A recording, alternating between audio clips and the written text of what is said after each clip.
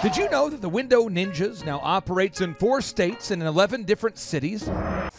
Gabe Salinas, welcome on to the Thrivetime Show. How are you, sir? I am wonderful, Clay. I'm glad to be here with you today. And just to give people a little context, how long have we worked with you in your business, sir? A little over 3 years, Clay. We've been together for a little bit of a journey now. And I think we picked the best of times and the worst of times to work together. I mean, it's like right at the peak of the geopolitical craziness. That's when we started working with you. But you've continued to grow. What kind of growth have you seen over these past 3 years? Just so the listeners know that you do have, in fact, a business that can navigate through difficult times. Well, we have over doubled our business here at Window Ninjas since working with you. I actually went back and looked through our numbers, and I looked at some of our goals that we had set in the original conversation that I had with your team. And we have surpassed my original number that I wanted to hit with you guys. And I was quite shocked at how, I won't say easy, but systematic it was for us to be able to get to where we wanted to be. Everybody was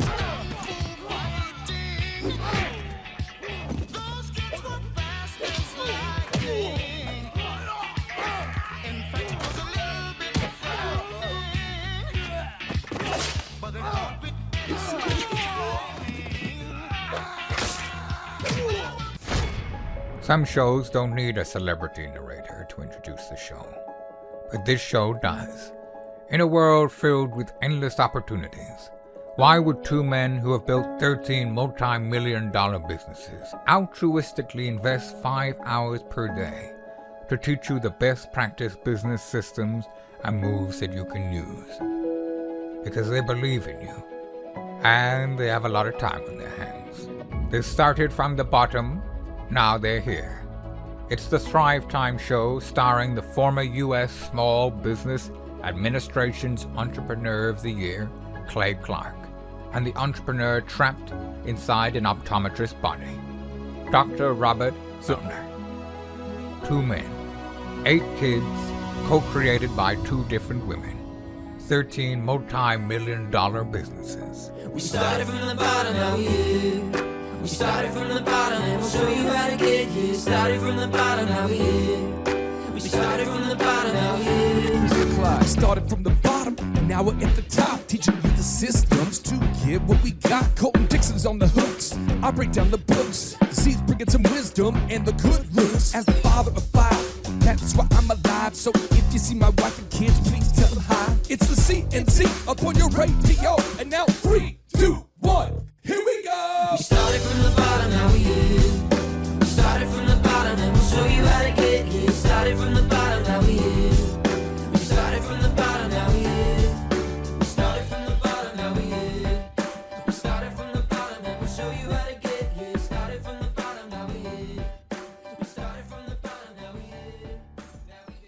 I don't want to be surrounded with dorks and losers and dullards that can't find their ass with both hands. I want to be surrounded by somebody I want to go out and have a beer with after work. Otherwise, what's the point? If we can't be friends and get along and be awesome together, go work at the phone company. That's amazing. I love that.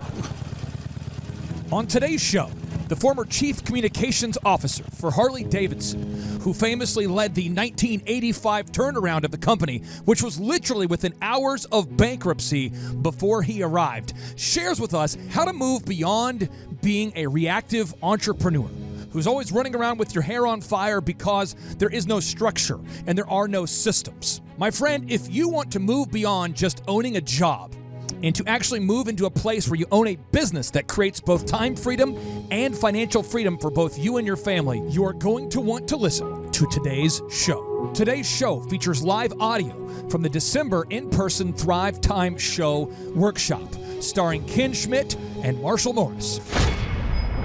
Some shows don't need a celebrity narrator to introduce the show, but this show does. 2 men, 8 kids, co-created by 2 different women, 13 multi-million-dollar businesses. Ladies and gentlemen, welcome to the Thrivetime Show. Now 3, 2, 1. Here we go! We started from the bottom, now we're here. We started from the bottom and we'll show you how to get here. Started from the bottom, now we're here. We started from the bottom, now we're here. We started from the bottom, now we're here. We started from the bottom and we'll show you how to get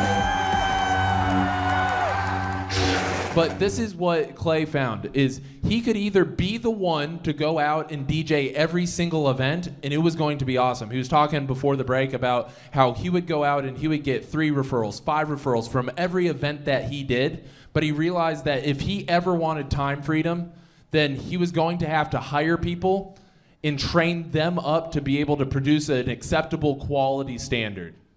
Otherwise, he was going to have to do every single event, and that just wasn't ever going to allow him to scale.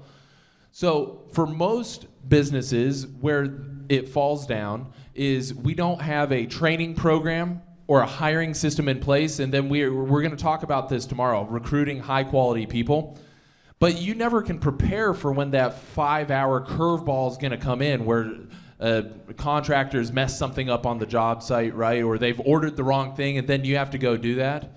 But I see Clay, and the biggest way that he doesn't allow the 5-hour curveballs to happen is he doesn't know about them, right? He's ordained his day. We put out the packets every single, on all the different desks, the to-do list, okay? And then the schedule. Did you guys get a copy of the schedule of the calendar? Did we pass that out? Did you guys see that? Okay. So if it's not on the schedule and it's not on the calendar, then it's not going to get done. And what he's done is he's actually trained up a whole team of people to answer the phone calls, and they know the parameters for which to take something to him. So if somebody's not hurt, if somebody's not threatening to sue him, if somebody's not, cut their foot off, this is a true story. We are building out one of the elephant in the rooms. Vanessa, do you remember this? Do you remember this phone call? Okay. Building out one of the elephant in the rooms. Real talk. Contractor, not even the contractor. You guys had hired the contractor, and he had hired a subcontractor to come out, and they're doing the refinishing of the concrete, and the man sawed off a side of his foot. He forever has become known as Triangle Foot. Okay? And so immediately, okay, the subcontractor is starting to threaten to sue Clay. Well, because Vanessa and Clay have been proactive in what they're doing, they have the liability insurance, they have the LLC, they have the protection of that. They're not immediately, that burning fire hasn't become a issue immediately because they know that's an issue. And the subcontractor shouldn't even be suing them. They should be suing the contractor, right? Now, this would all be derailing the entire operation of all of the other businesses that Clay's been doing if he knew about it. But because he was only focused on the things that were on the calendar and on the to-do list, he found out about it. They escalated it at the end of the day. Say, hey, Clay, how do you want to handle this issue? Because at the time, what is Clay going to do? I don't know. Get him to the hospital. I'm not the emergency responder. I should not be the one that you're telling me about this. We'll figure it out on the back end, but we can't do that in the middle of the day. Anybody been in a business meeting where somebody's checking their phone the entire time? Whoever's had this happen? You seen somebody? You seen, hello, I'm in a meeting, I can't talk right now. Anybody had that? And that frustrate anybody else? It's like, if you're in a meeting, why did you answer my phone call? Right? I don't need to, just let it go. But the powerful thing I've seen Clay and Vanessa, and something that I've taken away, John up in our office who manages just about everything, is they're just completely, entirely unreachable during the day because they're engaged with doing something else. Because the thing that is the most important is the task at hand. So you got a couple steps. Number one is you got to proactively schedule out your meta time, okay? Schedule out your meta time, both your calendar and your to-do list, okay? Number two is you have got to make your focus getting yourself out of the business, okay? Creating the processes and the checklists so that you're the backup. So the first step for Clay was, hey, I need to train other people so that other people are going out to go DJ. So I just need to hire at a rate to find those high quality people, okay? But once I've hired them, what are they gonna actually do? What are the processes, okay? So I want to brag on one of my clients real quick. I want to brag on Kelly. I want to brag on you because you've almost entirely removed yourself from doing the shredding, right? But how long did it take you to build the processes and get that into place so that you could focus more on customer-facing things and shoring up and creating a more stable infrastructure for the business? 18 months, right? And we're almost there, right? But for the most part, now you can focus on what your highest and best use is, which is what? Working on the company, building the systems. But you can't work on the systems full time until you are out of actually working in the business. Does that make sense? This is helping somebody? So step number one is you got to build those systems and build those processes. Yeah, Clay. How long did it take again for you to get to that spot? About 18 months. 18 months. How long? 18 months. Just 18 days? That he was able to get there? 18 days? 18 months. 18 months. So it took a long time, right? But you were committed to the overall goal. You're committed to the long-term goal, the focus on the goal and getting yourself out of the daily operations of the business, but you wouldn't have ever had time to do that. Okay? So sir, in the back, the first step, daily meta time, daily to-do list, daily schedule. Got to have that as a end-all be-all. Then number two is you got to create the processes. Okay? You have got to get yourself out of working in the business and focus on working on the business. And from there, you will find yourself getting a much better return. Does that answer, is that helpful? Does that create the step-by-step process for where to start in doing that? Does that make sense? You follow me on that? Ken, I'm going to pitch it over to you, let you describe how at Harley or how at your other business ventures you've been able to do that. I don't have the slightest idea. Wow, how to answer that question? I'll just do it through personal experience. Probably about 86 or 87, I get called down to the CEO's office, and he said, get in a plane, fly out to Boston. You've got to meet with Fidelity tomorrow. And Fidelity was the largest investor in Harley's business at that time, and they're pissed off. And I said, I've never met with them by myself before. I've always been kind of the color guy. Because I don't have the time to go. You go, carry the ball. So after I went and put some fresh underwear on, I went out and got a shave and a haircut. Flew to Boston, scared because the line was like, don't overpromise anything, because if you do and they make an investment decision based on something you tell them it's not true, they're going to sue us for billions of dollars. And we had already been sued and had several multi-billion-dollar lawsuits filed against us at that point. So I was kind of nervous. Met with the client, brought like a ton of swag, Harley shirts and models for everybody. The meeting went really smooth. I got back to Milwaukee, said, I'm never going to allow somebody to experience what I just did. I'm going to now train the person below me how to do this. I'm going to make sure the client knows who these people are. Not only knows who they are, but trust them enough to believe every word that's coming out of their mouth is in fact legit and coming down from the mountain. Brought those people out, introduced them to every one of our major investors, sort of formulated a team at that point that no longer involved the CEO or the CFO. They put full faith, trust in their investment decisions on us. We loved it. These two loved the responsibility, absolutely loved the responsibility. They were both young guys at that time. Just a quick look through the turns example. One of those guys now is the number 3 guy at Oshkosh Truck, the largest commercial truck manufacturer in the world. And the other guy is the president of Royal Enfield, the second largest motorcycle manufacturer on the planet. Those guys owe me a lot of money for getting them. But the bottom line of that was, unless you're training somebody else to be you, you're always going to have to be you, and there's only one of you, and you're going to get split down the middle eventually. So have a lieutenant that knows what he's doing, and have that lieutenant train other lieutenants. Can you say that one more time? If you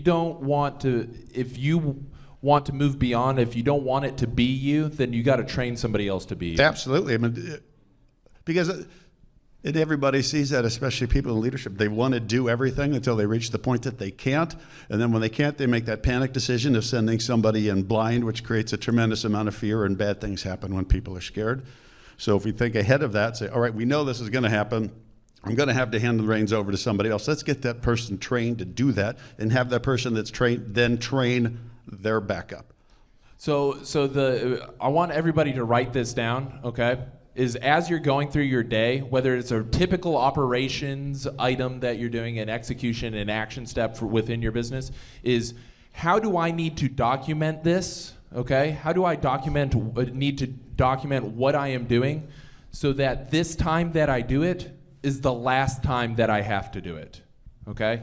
How do I need to document it? Does it need to be a video of me doing it? Do I need to create a step-by-step checklist? Is it a script? How do I need to document this so that this time that I do it is the last time that I do it?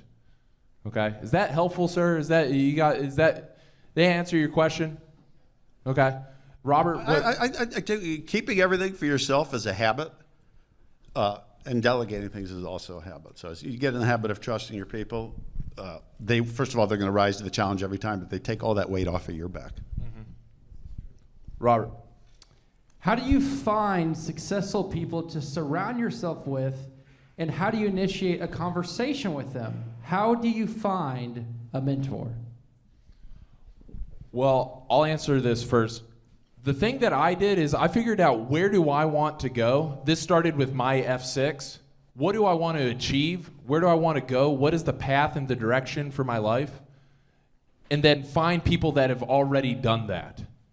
So I know that when I was working down in Costa Rica and I had reached out to Clay, one of the things that I wanted to do was I wanted to work with a lot of different small businesses. And this is about the time that that Thrive is getting going.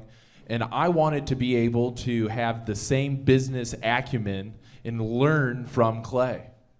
But I was very proactive in identifying where I wanted to go with my career and what I wanted to do. So it starts there, is having a very clear depiction of where my path is headed and working back from there. Okay, so if I want to be a business coach, or I want to be a music producer, or I want to be successful in this particular industry, you got to ask yourself, who is the GOAT? Who is the greatest of all time in that industry? What is the best practice in that industry? And you just got to make a list of all of those people. So I know that when Clay, he'll tell the story of working with Chet and Chester Cadjo and being able to meet with them. It was at the point of needing to scale the DJ company. And so he made a list of who are all the people that are the most effective at growing businesses. Dr. Zellner, Chet and Chester Cadjo. Founders of Quick Trip. The founders of Quick Trip. David Green, of being able to reach out to these people and how are they able to scale their businesses. And then you got to ask yourself is, who's willing to meet with me? Now, most of these people, put yourself in their shoes. They're going from meeting to meeting. They're executives at all of these multi-million-dollar companies. Do they really want to meet with me? No. Because how am I ever going to be valuable to them? So this was a move that I know that Clay had to endure and go through, and he'll tell you about it. But a lot of times he said, hey, you know what? I know that their time is very, very valuable, okay? I'd be happy to and willing to make a donation to a charity of their choice just for 15 minutes of their time. I'd love to be able to meet with them, just ask them a couple questions. I'll come prepared. And with Dr. Z, Clay did this for years. Hey, I'd love to meet with Z. I'd love to meet with Z. I'd love to meet with Z. And consistently, Kylie's saying, nope, not going to happen. Nope, it's not available. Quit asking. And month after month, that she shut him down. And month after month, he kept asking. Well, eventually, Kylie's like, wow, this Clay guy, married to Vanessa, is, month after month, he's persistent. I kind of respect it. So I'm not going to set up the meeting, but I'm going to slip him a little bit of insider information. He likes the croutons at Ruby Tuesdays. Is that right? He likes the croutons at Ruby Tuesdays. He's actually planning to have lunch there coming up next week. He's like, oh, yeah, I got this now. So he sends a note, say, hey, Dr. Z, I know that you have to eat. I would love to buy you lunch out at Ruby Tuesdays, and you don't even have to answer. I'd love to just spend some time and ask you questions, and you can nod yes or shake your head no or just do whatever. And that was the very beginning of a relationship, because Dr. Zellner was so impressed with how prepared that Clay was with the notes and the questions that he asked, that forged a relationship. He goes, nobody's ever prepared these questions. Chet Cadjo, when Clay met with him, said, oh my gosh, I was only expecting a 15-minute meeting, and you were so prepared. I would love for you to just come shadow the rest of the day, see all the different operations of Quick Trip. And that's really cool because of the proactive activity of valuing the mentor's time, valuing that person's time. But most people are just going to say no. So the step number one is prepare yourself for a lot of rejection, and don't make only one mentor your only mentor that you're going after, because there's a lot of people that have had success in the previous field that you're wanting to get into. So you got to identify where you're going, then you got to make a list of all of the mentors, not just the one that you want to reach out with and mentor with. And then the third is create value for them. Prepare the questions, prepare what you want to ask, prepare to be mentored. I think that's a lot of the times a big hurdle is you want a mentor, but you're not ready to be mentored. And so reaching out to these people and being accepting of their coaching, accepting of what they're, being open-minded, I think that's a very, very important thing. And Ken, I don't know if you've seen this at Harley as well as mentorship within the company as well. Not as it exists within the company, but it's very, very strongly encouraged. I mentored a lot of people. I had a hard time saying no to people that asked me that. But from an outsider perspective, especially as the company started getting hot, is I would probably get 100 voicemail messages a day from people saying stuff like, hey, I'm going to be in the area on Monday at 1 o'clock, can I stop in for 15 minutes? And I really learned to figure out that I'm going to be in the area stuff is bullshit. Or, hey, I'm down in the lobby right now, can I come up? And the answer is like, no, very, very disrespectful of my time, and I could appreciate that people wanted to come in. But what would start to happen is every now and then something would land on my desk, and I'd open it up. It'd be like a box with like 2 fishing lures in it. This is somebody who did some research. Come on up or come up tomorrow and we'll talk. And I said, how'd you know I love fishing? She said, I called and asked your secretary, your assistant. And she told me, bingo, I made an effort. Come on in. We'll talk. I really appreciate the fact that you were willing to try a little bit harder than other people to come in and see me. And what I always found with mentorship is pretty much everybody that somehow delighted me on the on their approach to me, in some way ended up helping me. I hired a lot of them. A lot of them they were hired as interns that went on, and 99.9% of them, frankly, looked on paper. Because a lot of people do, especially young people coming right out of school, but when they win you over with that level of enthusiasm and passion, so these are people that you can mold in your own image into the company to get the work done. And the effort spoke volumes. And those people, I can promise you to this day, 30 years, 25 years later, are mentoring people. Because once you've been mentored and see the value in it, you will want to pass that on. I want to ask you this question real quick, because tomorrow we're going to take you through the entire hiring process. And what you just said there was phenomenal, because a lot of the people that were asking to be mentored or were mentoring you, they didn't necessarily, like, their resume wasn't the most spectacular resume. How valuable are the intangibles of the things that might not appear on a resume to deciding whether or not you would like to mentor them or invest into them? I learned to not rely on resumes at all. I just learned to rely on resume for the background. Maybe there's some relevant industry, relevant experience, because you find so many times that people we'd call in for an interview or run through HR for an interview because they look fabulous on paper, would come in and be a stuffed shirt or really boring. He didn't feel immediate chemistry, and I'd always have to go back to HR and why didn't you hire this person? They're incredibly qualified.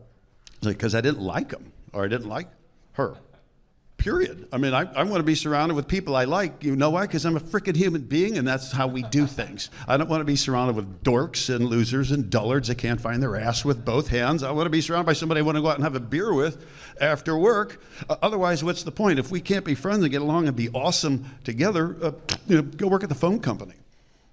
That's amazing. I love that. That's great. A lot of business owners, they missed the boat on that. Well, they missed the boat, and a lot of young people, especially young people coming straight out of college, because they don't get it and they don't understand because they're not being instructed properly on how to find a job. You get cookie cutter resumes, and we've all seen them because that's how they're instructed to do it. And I said, for Christ's sake, we're looking to hire people that are going to make us more competitive. You don't know how to compete. If you don't know how to compete because you're sending me the same thing that 800 other people just sent me in the last week, what am I supposed to do with that? What does that tell me about you? And what it tells me is that you're a drone, right? You do things the way everybody else does it, and that's not attractive enough to me as I'm hiring somebody. As I'm hiring personality every time. I'm hiring passion every time. You know it when you see it, and when do you see it? You see it immediately.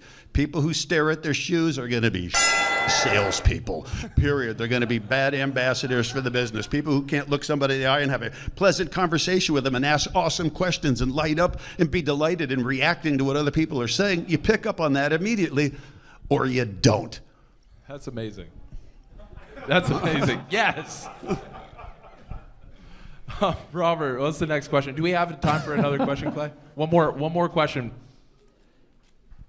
Okay. How do you determine budget amounts towards Facebook, YouTube, and AdWords? How do you determine what to budget towards Facebook, YouTube, and AdWords? Okay, so if everybody in your boom book, there's page 124. I want you to go to page 124, okay? And as it relates to YouTube, Facebook, retargeting ads, the whole 9 yards, all of the different marketing systems, we have that on page 125, all of the different marketing systems, okay?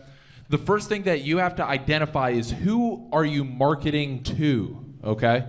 So with Harley, did you guys have a profile of the type of person? Did you describe this person in a very specific type of way? How did you describe your ideal and likely buyer? Like any other business, we had tremendous demographic data on who was buying our product by age, by zip code, by career, marital status, all that other stuff. And unfortunately, what that was doing was making us really myopic, and we were only focusing on that specific group. And back in the days when we used to buy advertising, which the company doesn't do much more anymore, it was always aimed specifically at that niche. The counter to that, sort of logically, would be we're trying to build our business. We're trying to attract other people who haven't gotten our message yet, haven't been turned on by us. Why are we talking to the same people? Why aren't we talking to minorities, which Harley had never approached? Why aren't we approaching white people, white collar people, professional people? Because we didn't have the data to back that up, because they don't buy from us. Well, that's kind of an asinine way to approach the world, unless you are so incredibly successful at marketing to the same people over and over and over again. You got to expand the sphere. Continue to expand. Yeah. So the first thing is we have a list of all of the different types of demographics which those different programs and platforms will allow you to market to. So we have on there, number one, are you marketing to men or women or both? I have a question for you. Did everybody fill that out? Did we tackle that? Did everybody get that? Is anybody here stuck? You don't know who you're marketing to? Does anybody not know who you're marketing to? Does anybody? Because I want to make sure, if you guys haven't been able to fill that out, I don't want you to get stuck there, okay? If you have any questions, ask us on that. Does anybody have any questions about implementing those marketing systems? You have the three-legged marketing stool. Does anybody have any questions about that? Well, we have Marshall, Ken, and myself up here. Any questions about implementing your marketing stool? Anybody at all? Bueller? Okay, we had a question on the board that I loved, and I wanted to tee it up here. This is a question on the board. I'm going to read this to you. Going along here. It says, what if your discoveries, or ideas, I think, are too far ahead of our time that experts will not consider them possible? I like this question. Wow. So, who's asking this question? Who am I speaking to? All right. So, you guys are from Hawaii? Okay, Tucson. Awesome. So here is, I'll encourage you guys to write this down on your marketing stool, okay? You know the marketing stool, we talked, there's all the different, Marshall, what page is that with all the page 125. Okay, page 125. I want everyone on top of that, write something down that you really care about. Something you really, really care about, but that does not pay you. Doesn't pay? Doesn't pay. Something you're just into. I want to ask Ken this question. Ken, what's something you deeply care about? You're into it. It's a hobby. You know, like I'm into silky chickens. I love silky chickens. You should come by our house before you leave. I got silky chickens. They look like little fur balls. I live behind a wall. You'd love it. Oh, wow. Seriously, you go by the man cave tonight. You're really gonna love it. It's a deal. But I don't make money as a farmer. It's just something I'm doing. It's a fun thing. People don't get it. Mm-hmm. I'm into it. Is there something you're into that's doesn't pay you, but it's just kind of a fun hobby? Yeah, I'm into fishing and hunting. Fishing and hunting. Yep. If you wanted to make it into a business, do you think you could? Yes. You could? How would you do that? Awesomely. Okay, but you could though. No, actually, what I've, and because myself and my buddies, when we drink and we sit around the fire, this is stuff we talk about is how do you combine something that you really love and do it in a way that nobody else is doing, and the way that we always wanted to do it and the way I would do it is at the highest level possible. Let's provide premium experience, premium everything at a premium price. Shoot for the 1%ers, people that are willing to pay for something awesome. So he just said something. So this is where it begins. I mean, we hadn't rehearsed this before, but shoot for the 1%ers. These are called the sneezers or the early adopters. So let me tell you something that was stuck in my head in 2002. That was ahead of what is ahead. People can't understand it. I went to college at Oral Roberts University, good school, a lot of great things, okay? I'm there, I'm talking to my mass media teacher, and I said, hey, if I get a degree in this program, how much can I make? And he told me a number, and that number was entirely too low. So I thought, I'm just gonna drop out of college, kind of, but still go. I'm just gonna take different classes to learn what I need to learn. To quote Steve Jobs, I'm gonna drop out of college so I can drop into the classes I want. So I'd go to the admissions and I'm like, I'm gonna take accounting this semester. They're like, accounting? I'm like, oh yeah, I wanna become a CPA, that's my vision. They're like, are you sure? And then I changed it next semester. I wanna take multimedia. And I just started taking the classes that taught me practical skills, and then I dropped out. And I would say for the vast majority of Americans, not everybody, but I think that I see too many people that are getting out of school and they don't have practical education. So I started building this thing, and Marshall, you've known me for 9 years. Yep. Started building this thing. I'm sure you walked in and thought, what the? That's exactly what I thought. So I thought, I'm going to build an entrepreneurship school that's kind of free if you just listen to the podcast. And we're going to charge people $250 for a ticket. And if they can't afford it, they can just tell us how much. So some of you are here because you said, I can't afford it, and then we said how much, and you said $6, and we did that.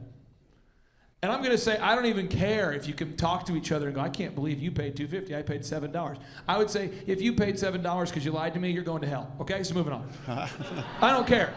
But I'm going to teach you what I need to know, because my goal is to mentor millions, but nobody has understood this. My wife got it. Marshall picked up on it. But very few people got it. But now, you guys kind of get it, right? And then we're getting 500,000 downloads a month. More people are getting it. The founder of Ritz-Carlton emailed me and said, I want to be on your show. But combining business and comedy, have you ever listened to some of the podcasts and thought, are you high? You're like, I don't know what you're doing. I'm not. I'm a dad, 5 kids. I'm just having a good time. So I want to combine business and comedy, but I also had to pay the bills in the meantime. So I make money cutting hair, which is not a metaphysical idea, even though many of the things I believe in are metaphysical. Does that make sense to you guys? So I'm paying the bills. I'm a partner with a guy. We change oil and we fix cars, and I make money helping him do that. I'm not super excited about it, but he makes money and it's great. And I get a percentage. But I'm really into, are we getting this idea? So if you're ahead of your time, Tesla, we all know the story of Tesla. Tesla was way ahead of his time, and nobody understood him for like 20 years. And then Thomas Edison, I think, maybe stole some of his ideas. Albert Einstein, nobody listened to Albert Einstein at all, but why aren't we speaking German now? Anybody know about that letter he sent to FDR? Albert Einstein said, here's the deal, the Germans don't think I'm crazy, and they've actually taken my ideas and they're building an atom bomb, and you guys are gonna get it dropped on you soon. So you better come up with a way to split an atom, and I can show you how. Hire Robert Oppenheimer. But in the meantime, I mean, people don't realize Einstein was kind of destitute for a long time. So if you got something that you want that is way ahead of the time, I would find something that pays the bills that's maybe not awesome, but just do it just enough so you can focus on the awesome. Are you getting that idea? Like I spend like 45 hours a week preparing for the podcast and recording it. but it doesn't pay me. You realize how you get to the top of a podcast chart, don't you? You spend 10 grand a month on AdWords, and then it's free. If you hit the subscribe button today, that's free for you. And I drop like 10 grand a month on AdWords. Thank you. There it is. And then Paul Hood came along, and Paul's like, well, I'll buy some ads. And I was like, okay, then I'm only out 8 grand a month. And then RC Auto Specialist was like, I'll spend $1,500. I'm like, okay, now we're only out 6,000. Kept doing it. And now we're still only going backwards by about $2,000, $3,000 a month. But you just gotta, but we can pay the bills in the meantime. Is that helpful?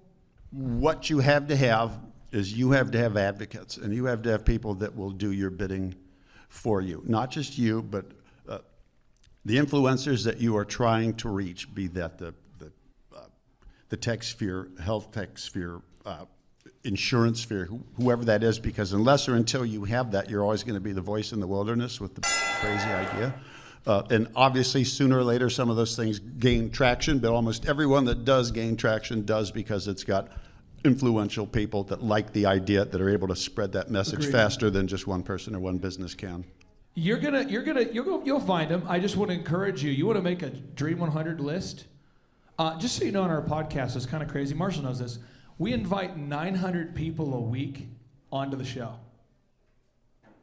But we get like 3 yeses. Dan Millman wants to be on the show. We've got John Maxwell wants to be on the show. And I'm like, you want to be on the show?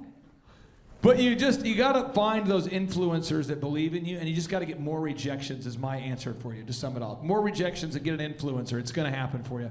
Let's do another question on the board while we have Ken Schmidt in the house with Marshall Morris. Ken, somebody's asking about how to set goals. Mm-hmm. I guess that would be like if you feel stuck in your career, kind of how to do that. Let's say there's somebody out there who hypothetically had a big career, impact on Harley Davidson. Let's say hypothetically between 85 and 99, whoever that may be. And chief communications officer, not you, but other people, they retired. How did they, whoever they are, find their goals and their next thing after you've been on that wild ride for so long? And not you, other people. They get off that and they go, wow, I've achieved my goal. How do you set goals? Wow, probably half the people I've met in life either have goals or a semblance of goals, and half don't. I'll be perfectly honest, I never had goals in my life because I never really knew exactly what I wanted to do when I grew up. But at the same time, I knew that it was kind of a Zen thing. I have to do better this week than I did last week. I got to do more business. I got to make more money this year than I did last year. Whatever those are, but those are goals, tangible goals. But at the same time, I could never imagine going through life without knowing exactly, or at least having an idea of what you wanted to become and working toward that. I mean, strictly from a business standpoint, goals can be linear and measurable. That's X number, percentage increase in revenue, growing income faster than revenue, the things that the businesses need to do. You believe in the Kaizen idea, though, of just getting a little bit better, incremental, like doing better every day? Continuous improvement. I mean, it's not so much a goal as it should be a It's like oxygen in business. If you're not getting better every day, somebody is, and they're going to beat you. I just, for our workshops, those of you who've been to 3 of them or 4 of them, I try to make everyone a little bit better. I'm not necessarily saying we are getting better. That's up to you to decide. But we try every time. We're trying to make it a little bit better, a little bit better, a little bit better. Final question I wanted to answer before I have some housekeeping notes. We had somebody who wrote the question, how to stay diligent when discouraging stuff happens. I'm going to ask Marshall, how do you see me handle stuff? I'll tee up some examples that you've probably seen.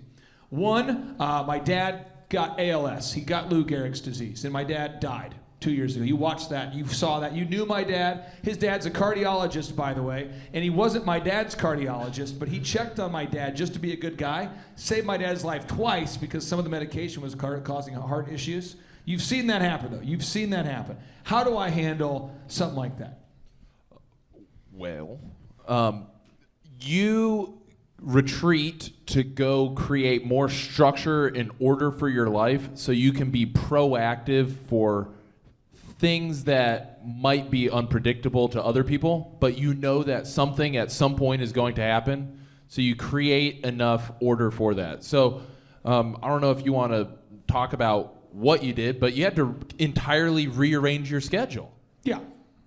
So I had to realize, like, okay, for me to spend the time with my dad that I want, I can't do this current schedule. So I've got to change many aspects of the schedule. For me, one was like, I love working out every day, but from like, until he's dead, I got to give that or something up because I've already got commitments for partnerships. I've got to do something. Either got to quit working out, quit reading books, I don't know, something has to stop. I got to figure that out. So I had to reconfigure my schedule for that window of time. The other thing that I do is I say thank you every time. You ever seen the movie Animal House? Animal House? Of course. You know that scene where it's, thank you, sir, may I have another? That's what I do, but I think when I say sir, I'm referring to God, because strength is gained through struggle. That's part of the quotes kind of covered today. But strength is gained through struggle, whether you're working out, whether you're becoming a better leader, so every time when the printer quits working, you've seen when the power goes out in the building? Yep. When the power goes out, because sometimes it'll flicker, when there's a big storm. What do I say typically? We got to say, in your face adversity. Every time, like, in your face adversity, bring it on. Because every TV screen goes off. And then I'll usually start singing a song like, yes, yes, yes, yes. Talking, and you're like, so we get out the mobile hotspots and we just keep on going. Yeah, but I don't lament. And I don't know anybody who's successful who laments. You had to have situations that were horrible, many of which you discussed today. Mm-hmm. How do you handle when a terrible, no good, very bad, rotten, terrible thing happened at Harley Davidson? Surround yourself with other people. See, look, we have to the end of the quarter to get this done. I know we can't do it. You know we can't do it, but we're going to do it. Let's make this happen. What do we got to do to make this happen? Who else do we need to get involved to make this happen? We jump. Now, other stuff that was your priority just became your secondary priority. We got to go. You need to meet failure and adversity with aggressive, massive action and not with lamenting. No, is that making sense? Example, when my dad passed away, I remember that. Well, the worst part, and Vanessa knows, when my dad got sick with Lou Gehrig's disease, I was out in the parking lot. My dad never calls me during the day because we have that rule, don't call me during the day while I'm working. He calls, hey, son, can you talk? And I knew right away something was bad. And he's like, I have Lou Gehrig's. And I just remember going, how long? He says, I got probably 9 months. I'm like, okay. So I came into work, did my day, got to the Creek Turnpike there, and could not drive a car. Pulled over and could not stop weeping for hours. And then I called my dad up. I said, Dad, let's make the next 9 months awesome. When's your high school reunion? He said, well, it's going to be here in Waco, but I probably won't be able to talk at that time. So I said, well, we're going. So we booked the trip, and we had to take all this medical stuff, and they told us we couldn't go because he might die. We get there, everybody who was alive from his Waco high school attended because they wanted to meet him, talk to him, how you doing? And my dad could barely talk, but the words he said, he looked at me and he takes his mask off, he said, that was the best day of my life. But I put all my energy into, then we threw my dad a going away party while he was still alive. And John Kelly, I can't thank him enough for doing it, Vanessa, but we called up all of his friends and we said, my dad's gonna be dead soon and he wants to talk to you. So Coach Eddie Sutton, the legendary basketball Hall of Fame coach, Eddie's like, I'm coming, what time? And he couldn't talk, so you had to get next to his mouth to hear him talk. He had to whisper to you. But we had every 5 minutes, 10 minutes, another person came in, hundreds of people all day. All of Grand Bank, they shut down the bank for half the day to let all the tellers come in to meet my dad. But it's like, I could sit there and lament about it, or I could go, what can we do? I mean, how many people get to hear good things about you before you die? Usually at the funeral, we're like, this person was awesome, this was great. But he got to hear it before he died, and that was a thing that we did together. But I could have lamented about it. And I don't care what situation we're going through, we have to find a way to fight the negativity with action. Massive activity. Do what you can do. Don't lament.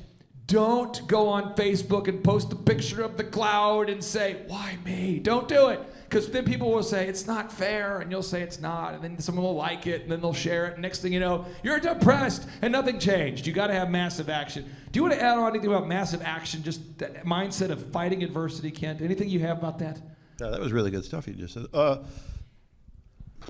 No, not to add beyond that, other than, if you're not moving forward, you're moving backward. Sometimes you got to, life sucks, and it sucks a lot, especially for people who work for a living. Yeah. And if you can't, yank it up and focus on what needs to get done, you're going to get passed by. And that's a really bad lesson to teach people that are working with you and under you. Things are really shitty today, so take an extra long lunch versus things are really shitty today. Take a 5-minute lunch. We got a lot of stuff we got to get done. And know it sucks, but we're going to do it. And people will do it. Nathan, you had a question. Which podcast was this? Yes, okay, yes. Do something hard. Do something kind. Do something fun. And just real stuff in the last month. I mean, just real stuff. I've had a person who hasn't worked for me for 4 years, who works somewhere else. She started her own business, and then she didn't pay taxes for all 4 years at the new business, but somehow claimed that she still works for me and we didn't withhold unemployment or something.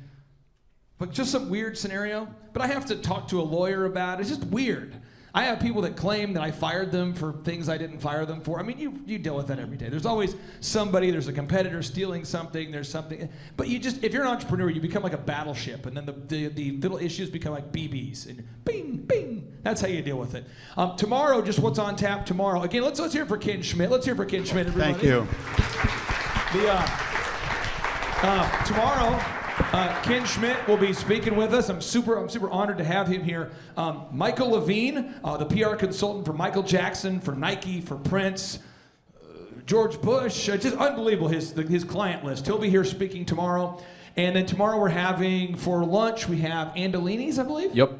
Andolini's will be there. And then we have a Christmas party tomorrow night at 9:30 p.m. should you want to attend. Also, Clay Stairs will be teaching how to hire people. Tim Redmond's going to talk to us about the early days of tax and accounting software and how he grew it from 2 people to 450 people. We're going to be teaching sales. We're going to be teaching finance. We're going to be teaching how to manage humans, how to recruit humans. It's going to be great. And I got really 2 asks before we leave. One is, if before you leave the parking lot, if you could subscribe to our podcast, it would be awesome. And if not, I will not lament, but I will sprint home with massive action. So if you could subscribe to the podcast, that would be great.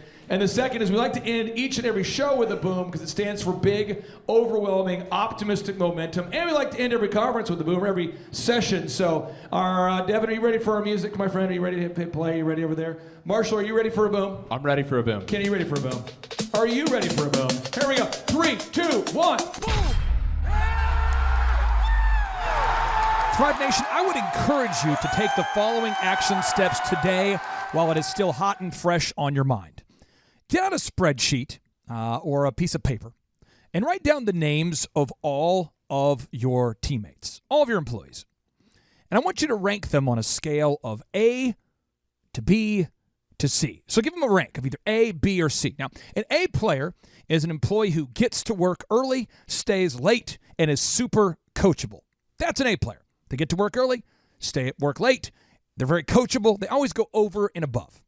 A B player gets to work just on time and leaves just on time, and frequently says, "That's not my job," whenever you ask them to do something extra. Or they'll say, "Do I get paid for this?" Now, a C player gets to work late, gets to work late, but then also leaves early. They get to work late, they leave early, they're constantly taking breaks, they're bringing a lot of personal issues to work, and they always fail to miss their deadlines because there was a miscommunication, a personal drama, or they simply forgot.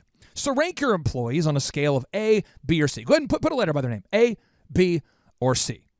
And then, in the next 60 days, make it your personal mission to fire the C players. Assuming that you've told them where they stand and you've written them up, make it your mission to fire the C players in the next 60 days. Make it your mission to motivate and inspire the B players to become A players.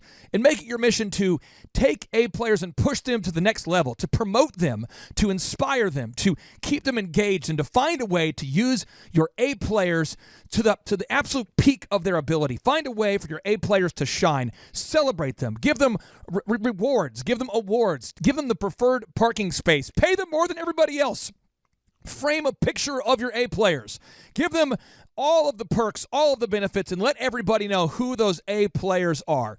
And if you do that, you will have massive success. Now think about it for a second. Jack Welch, the former CEO of GE, who grew the company by 4,000%, once said, he said this. He said that A players can only be 10% of your workforce, the top 10%. So if you're giving everybody an A grade, you're not doing this right. You just got to, it's the top 10% of your team. B players comprise the middle 80% of your company, the middle 70 to 80% of your company. That's the B players, the middle 70 to 80%. And the C players are the bottom 10%. But you simply cannot keep C players around. Now, you might be saying, well, they're family. Okay, then I would definitely punt them because it sends the wrong signal when you promote family and you guard family, you shield family from accountability because they're family. Well, you might be saying, well, they're a good friend. All the more reason to fire them, to punt them, to get them out of your organization, because when you keep friends and family who are underperforming in your company, it sends the wrong signals to everybody, and it really does create a toxic culture. My friends, if you learned something today, please feel free to share this with a friend on Spotify, iTunes, iHeartRadio, or by sharing the direct link from thrivetimeshow.com. Again, share it with a friend, and we'll see you next time. Okay, Thrive Nation, I want to tell you real quick about a wonderful brand that we've had the opportunity to work with for years that has grown dramatically, grown consistently, and now they're franchising. That company's called WindowNinjas.com, WindowNinjas.com, and here's the founder of WindowNinjas.com, Gabe Salinas. Welcome on to the Thrivetime Show. How are you, sir? Clay, thanks for having me. I'm well. I hope you are as well. So I got to ask you here, with WindowNinjas.com, how many locations are open now for people that are looking into the brand? We currently have 11 locations throughout 4 states. 11 locations throughout 4 states. And what is it that you believe that makes Window Ninjas different than the competition? Because there's a lot of window cleaning companies out there, but what is it that makes WindowNinjas.com unique from the competition? Well, there's a multitude of things that separate us from our competition. We are definitely customer service oriented in a way that has not been seen since the days of yesteryear. We focus heavily on the customer, the client, their needs, what it is their problem is, and we fix their problem without any apprehension or pushback. We have great staff that is trained extensively, daily, weekly meetings, held accountable for their daily tasks that need to be completed. And we do it all with a fun and friendly manner and in a way that really makes the customer say, wow, at the end of the day.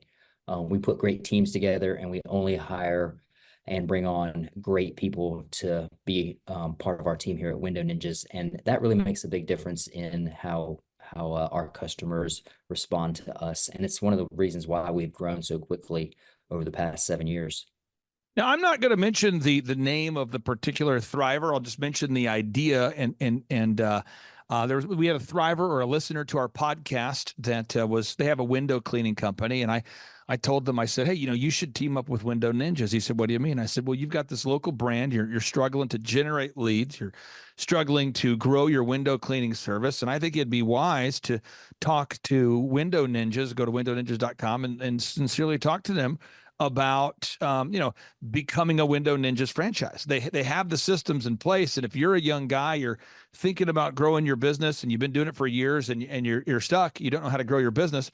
One of the things, Gabe, we've worked with you over the years on is making a turnkey lead generation system. I mean, there's no longer guesswork involved in the window cleaning business as it relates to generating leads. So if we do a search for Greenville window cleaning, just one of the markets you're in, you guys come up top in those search results. There's a lot of detail that goes into that. But can you maybe talk about the kinds of customers that you work with and the kinds of services that you provide? And again, maybe this young guy, I'll send the show to him, and maybe he reaches out to become a franchisee because he claims to be a good window cleaner. He claims he's been doing it for a long time, but he doesn't know how to generate leads. And if people team up with you, you guys have a turnkey system for that. So tell us, who are the buyers the ideal and likely buyers you work with, and what kind of services do you guys provide at WindowNinjas.com? Well, as far as the franchise side goes, is the ideal and likely buyer is going to be somebody that's really looking for time freedom, financial freedom, and a good way to scale their business and grow it to a revenue source that is producing income for them that makes their life worth living. So we look for people that really, really have a passion for business and really have a passion for exceeding customer service expectations. And when we find those people, we're able to provide them the tools that they need to be successful. And we do it as in a family approach. Teamwork makes the dream work, as they say. But because we service residential and commercial clientele as far as our window cleaning and pressure washing business is concerned, we're serving clients that definitely have a need for the services that we provide. The window cleaning and pressure washing and gutter cleaning industry is $1 billion plus. I mean, it's growing exponentially every single year, and a lot of our customers don't have the time or the energy to get out there and clean their own gutters, nor do they want to take the risk of falling off a ladder to wash their windows. So they call a company like us, who is fully insured and bonded, highly rated. I would consider an expert in the industry. I have over 32 years of experience, and my eldest son has over 15 years of experience. And my wife has been with us in the business as well for well over, she's been with me for about 30 years as well. So, I mean, as you can tell, we've got a lot of experience in the industry. So it allows us the opportunity to provide franchisees an opportunity to really grow and scale their business and become very profitable. We do things here in our call center, like answering all of their calls, facilitate all the clients' needs, schedule jobs for them, things of that nature. So it makes it easier for our franchisees to be able to meet and greet with the customers, follow up with their service personnel. If they want to take their kids to school in the morning or pick them up in the afternoon, they have the time freedom to do that. If they want to go on a week-long vacation and do that, hey, Clay, I'm getting ready to take my son to college tomorrow, actually on Monday, going to New York. I'm going to be out of the office for a week, but you know what? Window Ninjas is still going to sail smooth, efficient, productive, profitable, and our franchisees can do the same thing. So those are just a few things that we offer over here at Window Ninjas when it comes to franchising. Now, you have an unbelievable training system for new franchisees, and we could talk about that, but I really want to dial into the stuff that you do for franchisees so that they don't have to do it themselves. So you have a turnkey marketing system, and this just in: your business will die without leads. Yes, without leads, your business will bleed to death. So you got to have leads. Second is you got to have a turnkey sales system. When the leads come in to windowninjas.com, you have a call center that has scripts, call recording, and they're well trained. You have a turnkey booking team, a turnkey customer service team. So the Window Ninjas franchisees don't have to answer their phone. They don't have to book their own jobs. Talk about that system you have in place there at windowninjas.com. Yeah, well, every aspect of our business has a system built for the application and operation side of each aspect of that business. So the marketing side is turnkey. We run various types of ads. We do various types of marketing that has been proven. It's really easy. You just let us know which source you want us to utilize. We have various ones. We're always on Google. We're always on Facebook. We're always on Instagram. Those three are always constant. But we can do other things as well. And because we have a specific system for marketing, it makes it really easy. While we're marketing and we're getting those leads generated, those leads come directly into our corporate office in our call center. So the phone calls are answered by our call center, who is trained in sales, trained in how to answer the phones properly. All of our calls are scripted. So it's a very nice and welcoming and warm experience for the clients. We can facilitate their needs over the phone, get them scheduled, put on our franchisees' calendars, and keep those calendars full so that all those franchisees have to do is get up in the morning, look at their calendar, see what their guys are going out to do for that day, and allow those guys in the field to do great things like cleaning windows or washing houses or cleaning out gutters. Now, my final question I have here for you is, let's talk about the brass tacks. What does it cost if somebody wants to buy a windowninjas.com franchise? And I'm going to speak specifically to the young guy we were talking to. I think he's in his early 30s. He has a window cleaning service. He's recognized he doesn't know how to grow it.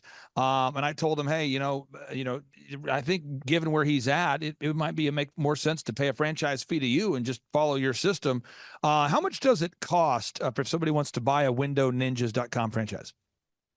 Anybody that's interested in purchasing a Window Ninjas franchise can expect to spend $49,500 for a franchise fee. Then they're going to have to build out their truck with all the equipment and things of that nature. We take care of the build out. We purchase the trucks for you. However, that's going to run the franchisee somewhere around the $125,000 to $175,000. But by the time you purchase the agreement, purchase the truck, we get all the equipment, wrap the vehicles, get it all set up, build it completely out, stock your warehouse with extra equipment and things of that nature. And but all in, yeah, you're going to be looking somewhere between 150, 175. That's with your truck, your build out, the franchise fees, all of that. And the cool thing about it is some people say, man, that's a lot of money. You know what? It's a lot of money when you don't do it, because you're spending a lot of money on wasted energy, wasted time, wasted marketing, not answering phone calls, not being able to facilitate the leads that you already got. Because that's the cool thing about what we do over here. Every single lead that comes into every location that we are in comes into our call center, and our call center calls them immediately.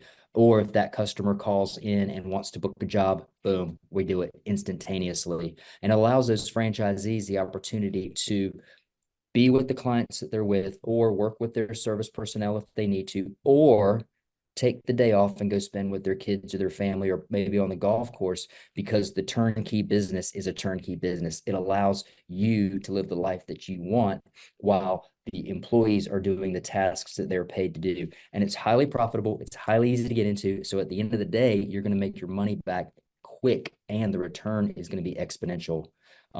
So those are just some of the benefits of joining Window Ninjas. I would encourage anybody that is interested in really wanting to scale a business, have some time freedom and financial freedom, to give us a call over here at Window Ninjas so we can get this ball rolling for you.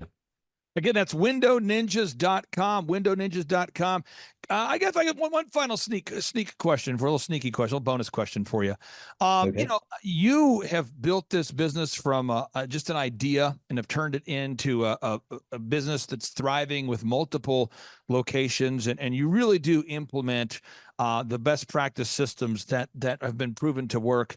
What would you say to an entrepreneur out there that is maybe they don't want to become a Window Ninjas franchise, but maybe they're a doctor, maybe they're a dentist, maybe they're a lawyer, and they look at your success and they think, man, I don't know if I could ever do that. What would you say to the entrepreneur out there that's maybe, feels a little bit stuck and maybe kind of in awe of your success?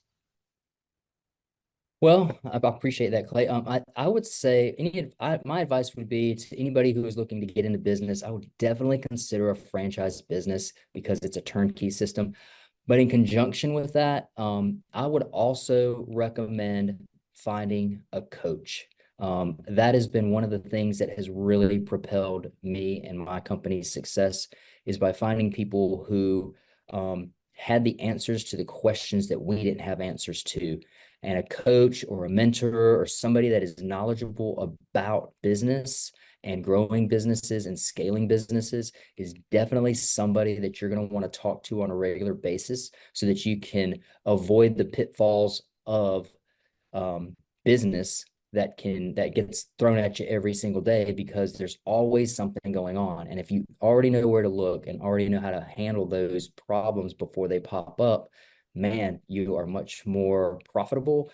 You put more revenue in your pocket, you put more time back into your life, and your life is just a much more enjoyable thing. So that would be my suggestion, is go find a coach and consider looking into a franchise business. Good quality franchise businesses are definitely worth the money, because they're going to allow you the time that you need, the energy that you want, and the financial experience that you're looking for as well.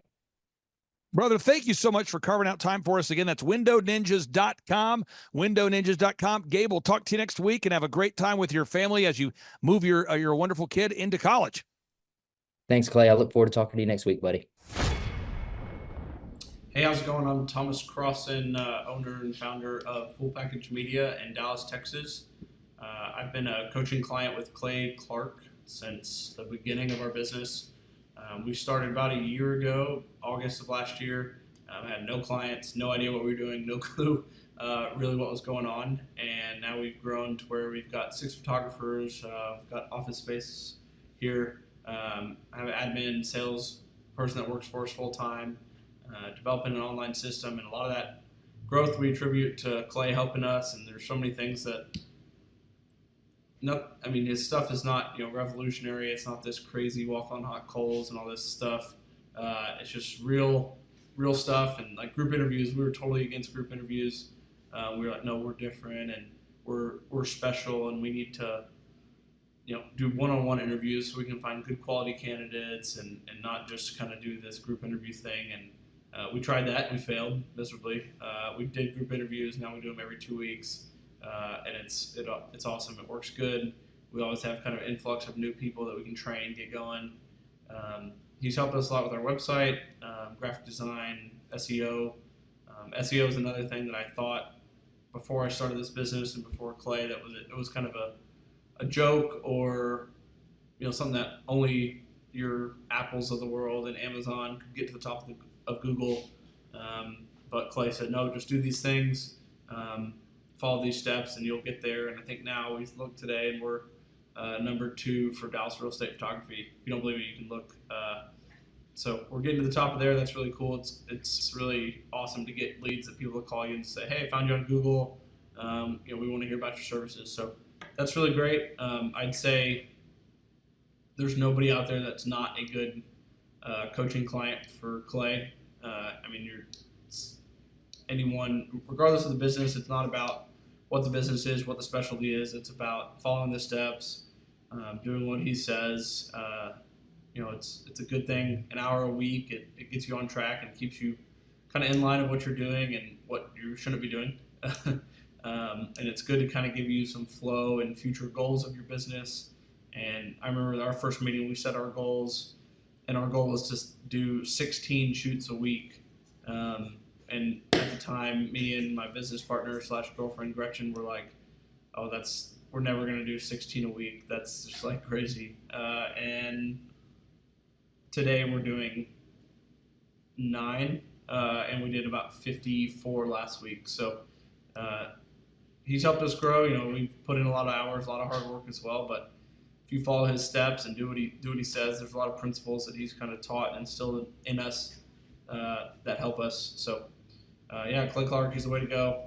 I wouldn't venture out to find someone else. They'd be more expensive and a lot more fluff and no real actionable work and things to get your business growing. So that's the way to go. Thanks. I showed you. Jimmy! You smell like a winner. You want to smell like a USA? Ladies and gentlemen, the judges score. The Thrivetime Show 2-day interactive business workshops are the highest and most reviewed business workshops on the planet. You can learn the proven 13-point business systems that Dr. Zellner and I have used over and over to start and grow successful companies. We get into the specific steps on what you need to do to optimize your website. We're going to teach you how to fix your conversion rate. We're going to teach you how to do a social media marketing campaign that works. How do you raise capital? How do you get a small business loan? We teach you everything you need to know here during a 2-day, 15-hour workshop.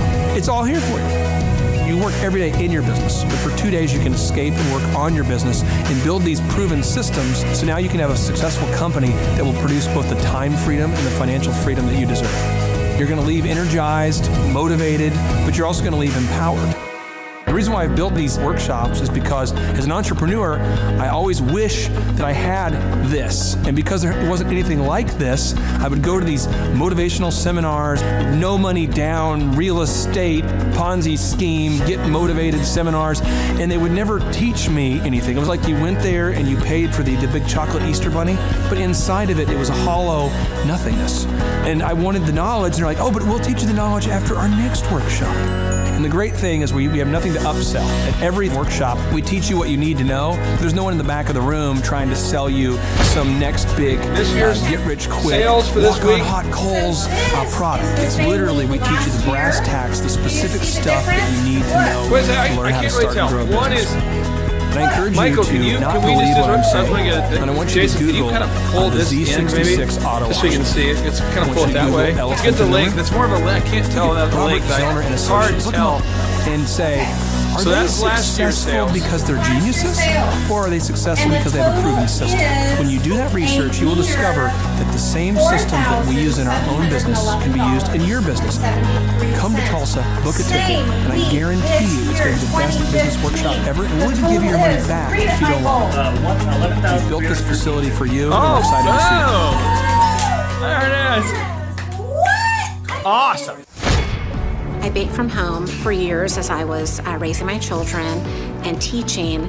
And it was there that people continually said year after year, Kat, you really need to go into business. You should open a bakery. And I'm thinking, I don't have time to open a bakery. I'm raising 2 kids. I'm getting my master's degree. Not to mention, I know nothing about business. So here I am, I'm super thrilled. My little bakery is being built in Bixby and all is well. We move into the new bakery. The excitement is like over the top. And 3 weeks into it, my husband and I separate. Talk about a blow. That was the most difficult thing I had ever experienced to date. I had that blow, and I did have to make a decision. Am I gonna be a big girl? Am I gonna get better, or am I gonna give up? I couldn't give up. I'm a divorced woman. I have to earn a living.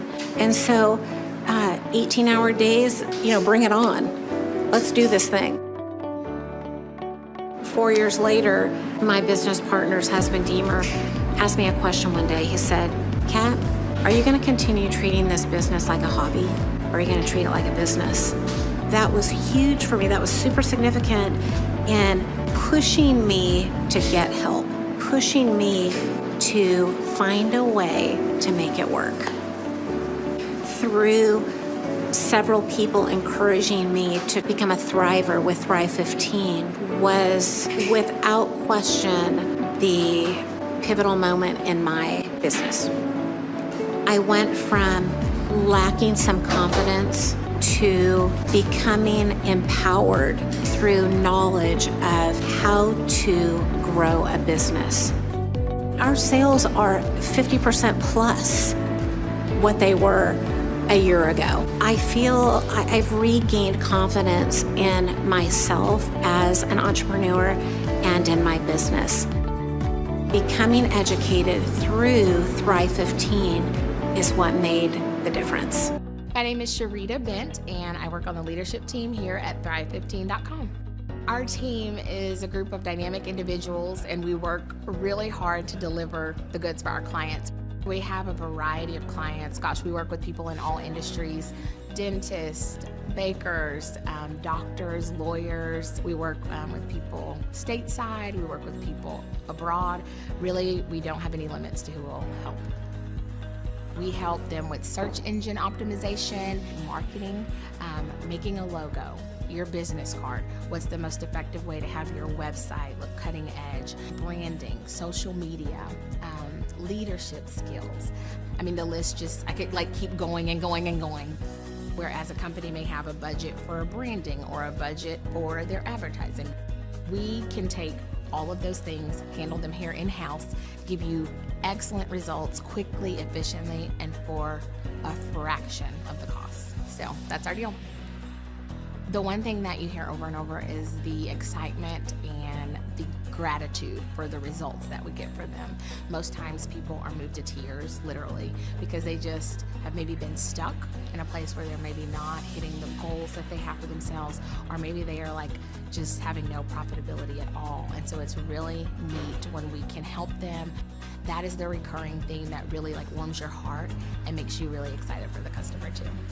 We have a system, it works. If you work the system will work for you. And so it's like a win-win. We have something that we know totally works. So you can't beat that. JT, do you know what time it is? 4:10. It's Tebow time in Tulsa, Jerusalem, baby. Tim Tebow is coming to Tulsa, Oklahoma. Whoa. During the month of Christmas, December 5th and 6th, 2024, Tim Tebow is coming to Tulsa, Oklahoma in the 2-day interactive Thrivetime Show Business Growth Workshop. Yes, folks, put it in your calendar. This December, the month of Christmas, December 5th and 6th, Tim Tebow is coming to Tulsa, Oklahoma in the Thrivetime Show 2-day interactive business growth workshop. Whoa. We've been doing business conferences here since 2005. I've been hosting business conferences since 2005. What year were you born? 1995. Dude, I've been hosting business conferences since you were 10 years old. And a lot of people, have followed Tim Tebow's football career on the field and off the field. And off the field, the guy's been just as successful as he has been on the field. Now, the big question is, JT, how does he do it? Well, they're going to have to come and find out because I don't know. Well, I'm just saying, Tim Tebow is going to teach us how he organizes his day, how he organizes his life, how he's proactive with his faith, his family, his finances. He's going to walk us through his mindset that he brings into the gym, into business. It is going to be a blasty blast in Tulsa, Jerusalem. Folks, I'm telling you, if you want to learn branding, you want to learn marketing, you want to learn search engine optimization, you want to learn social media marketing, that's what we teach at the Thrivetime Show 2-day interactive workshop. If you want to learn accounting, you want to learn sales systems, you want to learn how to build a linear workflow, you want to learn how to franchise your business, that is what we teach at the 2-day interactive Thrivetime Show business workshop. Over the years, we've had the opportunity to feature Michael Levine, the PR consultant of choice for Nike, for Prince, for Michael Jackson. We've had the top PR consultant in the history of the planet has spoken at the Thrivetime Show workshops. We've had Jill Donovan, the founder of RusticCuff.com, a company that creates apparel worn by celebrities all throughout the world. Jill Donovan, the founder of RusticCuff.com, has spoken at the 2-day interactive Thrivetime Show business workshops. We have had the man who's responsible for turning around Harley Davidson, a man by the name of Ken Schmidt. He has spoken at the Thrivetime Show 2-day interactive business workshops. Folks, I'm telling you, these events are going to teach you what you need to know to start and grow a successful business. And the way we price the events, the way we do these events, is you can pay $250 for a ticket or whatever price that you can afford. What? Yes, we've designed these events to be affordable for you, and we want to see you live and in person at the 2-day interactive December 5th and 6th Thrivetime Show Business Workshop. Everything that you need to succeed will be taught at the 2-day interactive Thrivetime Show Business Workshop, December 5th and 6th in Tulsa, Oklahoma. And the way we do these events is we teach for 30 minutes, and then we open it up for a question and answer session so that wonderful people like you can have your questions answered. Yes, we teach for 30 minutes, and then we open it up for a 15-minute question and answer session. It's interactive. It's 2 days. It's in Tulsa, Oklahoma. We've been doing these events since 2005, and I'm telling you, folks, it's going to blow your mind. Yes, ladies and gentlemen, the Thrivetime Show 2-day interactive business workshop is America's highest rated and most reviewed business workshop.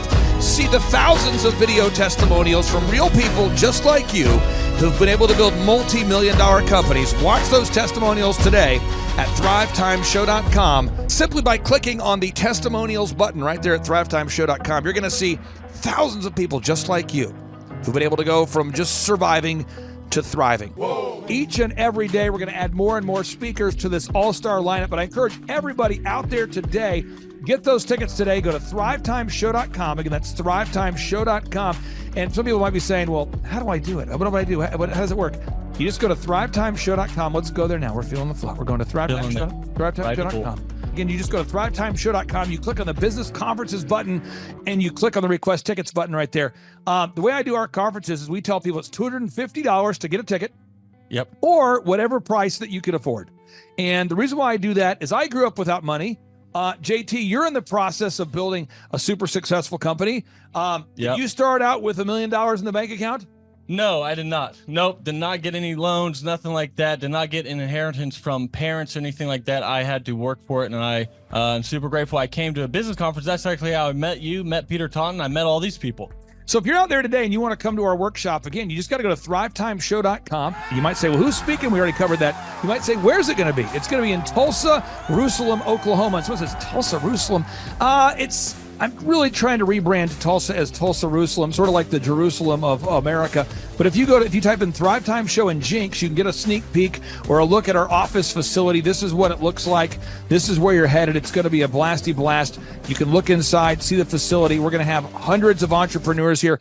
It is going to be packed. Now, for this particular event, folks, the seating is always limited because my facility isn't a limitless convention center. You're coming to my actual home office, and so it's going to be packed. Who? You're going to come. Who? You? I'm talking to you. You can just get your tickets right now at thrivetimeshow.com. And again, you can name your price. We tell people it's $250 or whatever price you can afford. And we do have some select VIP tickets, which gives you an access to meet some of the speakers and those sorts of things. And those tickets are $500. It's a 2-day interactive business workshop, over 20 hours of business training. We're going to give you a copy of my newest book, The Millionaire's Guide to Becoming Sustainably Rich. You're going to leave with a workbook. You're going to leave with everything you need to know to start and grow a super successful company.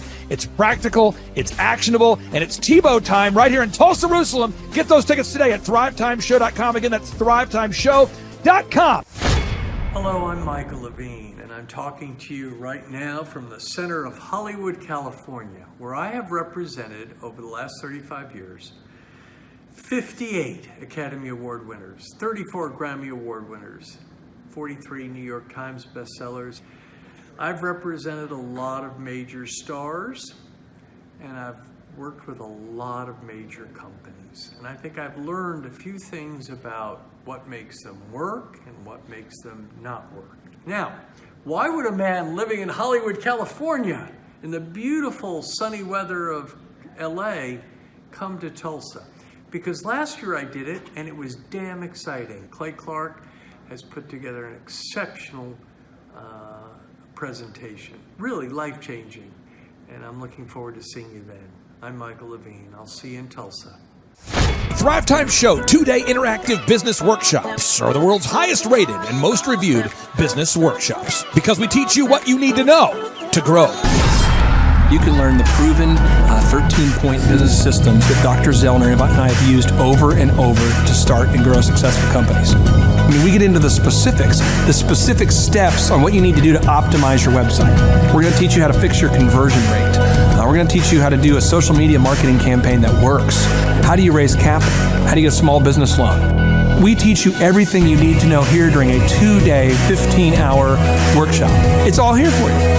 You work every day in your business, but for 2 days you can escape and work on your business and build these proven systems so now you can have a successful company that will produce both the time freedom and the financial freedom that you deserve. You're going to leave energized, motivated, but you're also going to leave empowered. The reason why I've built these workshops is because as an entrepreneur, I always wish that I had this. And because there wasn't anything like this, I would go to these motivational seminars, no money down, real estate, Ponzi scheme, get motivated seminars, and they would never teach me anything. It was like you went there and you paid for the big chocolate Easter bunny, but inside of it, it was a hollow nothingness. And I wanted the knowledge, and they're like, oh, but we'll teach you the knowledge after our next workshop. And the great thing is we have nothing to upsell. At every workshop, we teach you what you need to know. There's no one in the back of the room trying to sell you some next big get-rich-quick, walk-on-hot coals product. It's literally, we teach you the brass tacks, the specific stuff that you need to know to learn how to start and grow a business. And I encourage you to not believe what I'm saying, and I want you to Google the Z66 auto auction. I want you to Google elephant in the room. Look at Robert Zellner and Associates. Look them up and say, are they successful because they're geniuses, or are they successful because they have a proven system?